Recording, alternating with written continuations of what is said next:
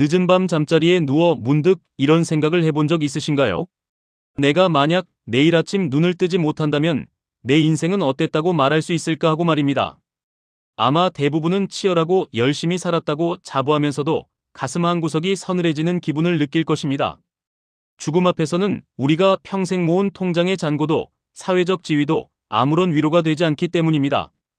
여기 무려 100년이 넘는 세월을 온몸으로 살아낸 한 남자가 있습니다. 올해로 107세를 맞이한 김영석 교수님입니다.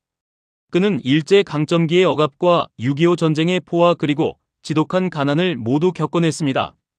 동료들이 하나둘 세상을 떠나고 사랑하는 아내마저 먼저 보낸 후 텅 빈 방에 혼자 남았을 때 그는 스스로에게 물었습니다. 100년을 살아보니 인생에서 정말 남는 것은 무엇인가?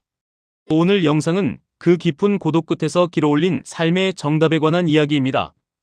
이 영상을 끝까지 보신다면 여러분은 인생의 마지막 순간에 절대 후회하지 않을 단 하나의 비밀을 알게 되실 겁니다. 김영석 교수님은 100년의 삶을 돌아보며 아주 충격적인 고백을 합니다. 나를 위해 살았던 시간은 남는 게 하나도 없더라.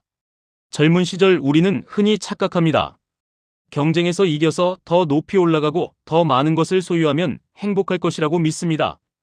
하지만 교수님은 단호하게 말합니다. 이기주의자는 결국 고독의 늪에 빠질 수밖에 없다고 말입니다. 자신만을 위해 쌓아올린 성은 시간이 지나면 무너지거나 사람들의 기억 속에서 잊혀지기 마련입니다. 그렇다면 인생의 끝자락에서 우리 손에 쥐어지는 것은 과연 무엇일까요?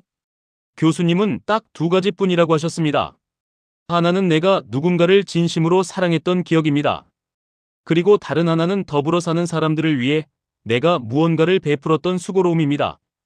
여기서 김영석 교수님의 가슴 뭉클한 사연을 하나 들려드리겠습니다. 교수님의 아내분은 60대 초반에 뇌졸중으로 쓰러져 무려 23년 동안이나 투병 생활을 했습니다. 교수님은 강의와 집필 활동으로 바쁜 와중에도 아내의 곁을 떠나지 않았습니다. 나중에는 아내의 병세가 깊어져 대소변까지 직접 받아내야 했습니다. 주변 사람들은 안타까워하며 물었습니다. 교수님 너무 힘들지 않으세요? 긴 병에 효자 없다는데 어떻게 그렇게 긴 세월을 버티셨습니까? 교수님은 그 시절을 회상하며 이렇게 말씀하셨습니다. 물론 몸은 고되고 힘들었습니다. 밤마다 몇 번씩 깨어 아내의 자세를 바꿔주어야 했으니까요. 하지만 아내가 세상을 떠나고 나니 깨달았습니다. 그 고생이 바로 사랑이었다는 것을 말입니다. 사랑하는 사람을 위해 내가 무언가 해줄 수 있다는 것이 얼마나 큰 축복인지 아내가 떠나고 나서야 알았습니다.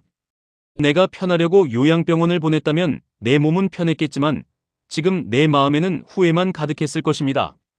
사랑했기 때문에 고생할 수 있었고 그 고생이 있었기에 지금도 아내와의 추억이 내 삶을 지탱해줍니다. 김영석 교수님이 100년을 살아보고 내린 결론은 명확합니다. 사랑이 없는 고생은 고통이지만 사랑이 있는 고생은 행복이라는 것입니다. 이 말이 너무 먼 이야기처럼 들리시나요? 그렇다면 우리 주변의 현실적인 이야기를 한번 해보겠습니다. 여기 정년퇴직을 앞둔 50대 가장 김 부장님이 있습니다. 그는 가족을 위해 평생 헌신했습니다. 야근을 밥 먹듯 했고 주말에도 접대 골프를 치러 나갔습니다. 내 자식만큼은 부족함 없이 키우겠다는 일념으로 돈을 벌었습니다. 그런데 막상 은퇴가 다가오니 집에 있어도 자리가 없습니다. 아내는 남편 눈치를 보고 다 커버린 자녀들은 아빠와 대화하는 것을 어색해합니다. 김 부장님은 억울합니다. 나는 너희를 위해 내 인생을 다 바쳤는데 왜 나만 이렇게 외톨이가 되었나 하고 말입니다. 그는 가족을 사랑했지만 사랑을 표현하는 대신 돈과 성과를 가져다 주었을 뿐 따뜻한 시간과 마음을 나누지 못했습니다. 반면 작은 가게를 운영하는 박 사장님이 있습니다. 그는 돈을 많이 벌지는 못했습니다. 하지만 그는 가게에 오는 손님에게 항상 따뜻한 덤을 얹어주고 힘든 이웃이 있으면 가게 문을 잠시 닫고서라도 달려가 도와주었습니다.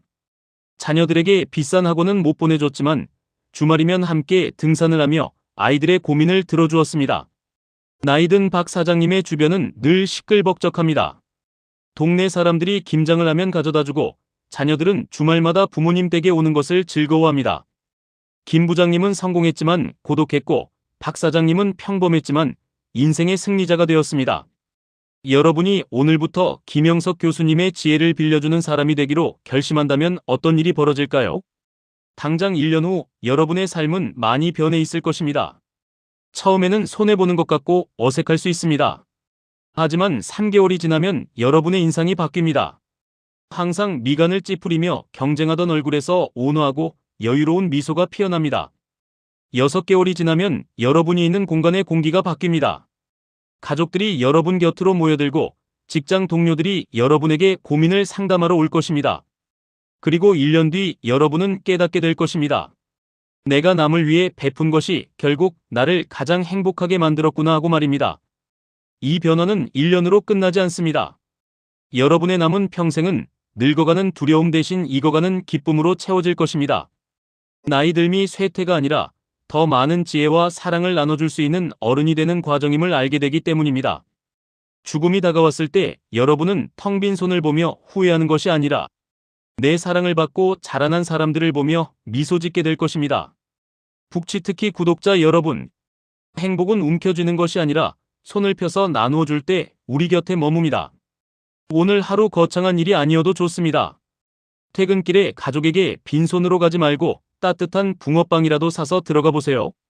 그리고 고생했다, 사랑한다 말 한마디를 건네보세요. 그 작은 사랑의 실천이 여러분을 100년 인생의 진정한 승리자로 만들어줄 것입니다. 북치특히는 여러분이 책을 통해 지혜를 얻고 그 지혜로 삶을 아름답게 변화시키기를 진심으로 응원합니다. 오늘 영상이 여러분의 가슴을 울렸다면 구독과 좋아요, 알림 설정을 부탁드립니다. 여러분의 소중한 클릭 한 번이 누군가의 인생을 바꿀 좋은 영상을 만드는 데 큰 힘이 됩니다. 다음 시간에도 여러분의 삶을 위로하고 성장시켜줄 보물 같은 책 이야기로 찾아오겠습니다. 오늘도 사랑을 나누며 행복한 하루 보내세요. 감사합니다.